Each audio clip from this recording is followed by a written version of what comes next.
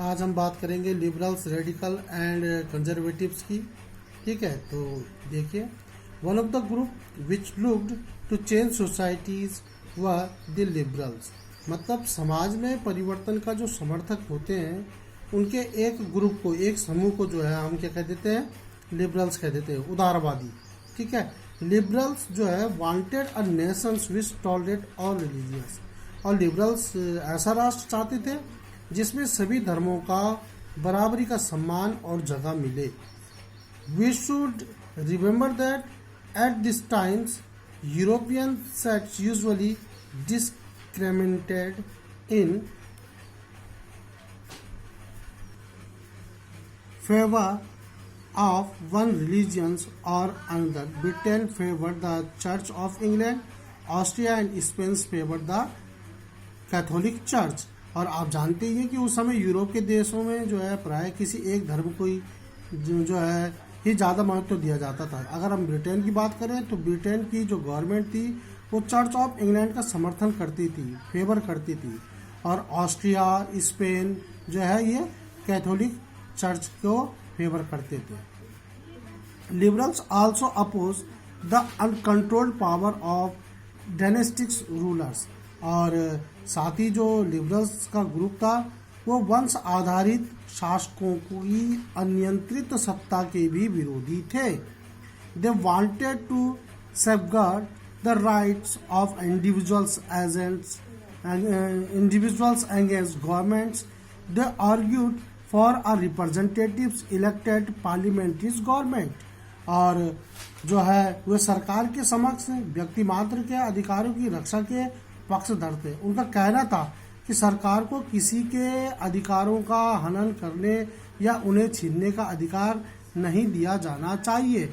Subject to law interpreted by a well trained judiciaries that was independent of rules and officials. However, they were not democrats. They did not believe in universal adult franchises, that the rights of every citizen to vote. They felt men of properties mainly should have the vote. They also did not want the vote for women। और जो है यह समूह जो है representative पर आधारित एक ऐसे निर्वाचित सरकार के पक्ष में था जो शासकों और अफसरों के प्रभाव से मुक्त और सुप्रशिक्षित जुडिशरी द्वारा स्थापित किए गए कानूनों के अनुसार शासन कार्य चलाए। पर यह समूह जो है डेमोक्रेटिक यानी कि लोकतांत्रिकवादी नहीं था। ये लोग सार्वभौमिक वयस्क मताधिकार यानी कि सभी को वोटिंग का अधिकार देने के पक्ष में नहीं थे। उनका मानना था कि वोट का अधिकार केवल संपत्तिधारी जो पैसे वाले हैं उन्हीं को मिलना चाहिए। In contrast radicals wanted a nation which government was based on the majorities of the countries population. और ये तो हमने लिबरल्स की बात बताई। अब रेडिकल्स जो है वो ऐसी सरकार के पक्ष में थे। रेडिकल्स का समूह ऐसी जो है सरकार के पक्ष में था जो देश की आबादी के बहुमत यानी मेजोरिटी के समर्थन पर आधारित हो। और इसमें से बहुत सारे लोग महिला मत अधिकार आंदोलन के भी समर्थक थे। ठीक है ना। Many supported women's suffragette movements. Unlike liberals they oppose the privileges of a great land owners and wealthy factories owners. They were not against the extensions of private properties but dislikes concentrations of properties in the hands of a few। और जो है liberals के opposite ये लोग जो है बड़े जमींदार और संपन्न जो इंडस्ट्रियलिस्ट थे, उद्योगपति थे, उनको प्राप्त किसी भी तरह के विशेष अधिकारों के खिलाफ थे। वह प्राइवेट प्रॉपर्टी के विरोधी नहीं थे, लेकिन केवल कुछ लोगों के पास ही पैसा हो, संपत्ति हो, इसके सत्केंद्रण का विरोध वो जरूर करते थे। अब बात करते हैं कंजर्वेटिव्स की। तो conservatives were oppose to radicals and liberals. अगर कंजर्वेटिव की बात करें, रूढ़िवादियों की बात करें, तो ये रेडिकल और उदारवादी दोनों के खिलाफ थे। After the French revolutions however even conservatives had opened their minds to the need for change. मगर फ्रांसीसी क्रांति के बाद तो जो कंजर्वेटिव से इन्होंने भी बदलाव की जरूरत को स्वीकार किया।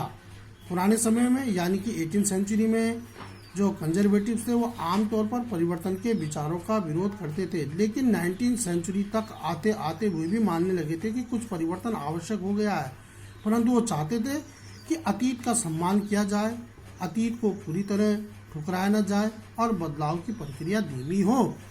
ठीक है। Earlier in the 18th century, conservatives had been generally opposed to the ideas of change. By the 19th century, they accepted that some change जो है कुछ चेंज होने चाहिए, but believe that the past had to be respected. अतीत का सम्मान जरूरी है। Such differing ideas about social changes clashed during the social and political turmoil that followed the French revolutions. The various attempts at revolutions and national transformations in the 19th centuries helped define both the limits and potentials of these political movements. ठीक है। और फ्रांसीसी क्रांति के बाद हुई जो राजनीतिक उथल पुथल थी उसके दौरान सोशल चेंजेस पर केंद्रित इन विविध विचारधाराओं का आपस में टकराव हुआ, चाहे रेडिकल्स हो, चाहे कंजर्वेटिव हो, चाहे लिबरल्स हो। 19वीं सेंचुरी में रिवोल्ट और जो राष्ट्रीय कायांतरण की बात हम कर रहे हैं, नेशनल ट्रांसफॉर्मेशंस, इसकी विभिन्न कोशिशों ने इन सभी राजनीतिक धाराओं की सीमाओं और संभावनाओं को स्पष्ट कर दिया। ठीक है। नेक्स्ट हेडिंग नेक्स्ट वीडियो में।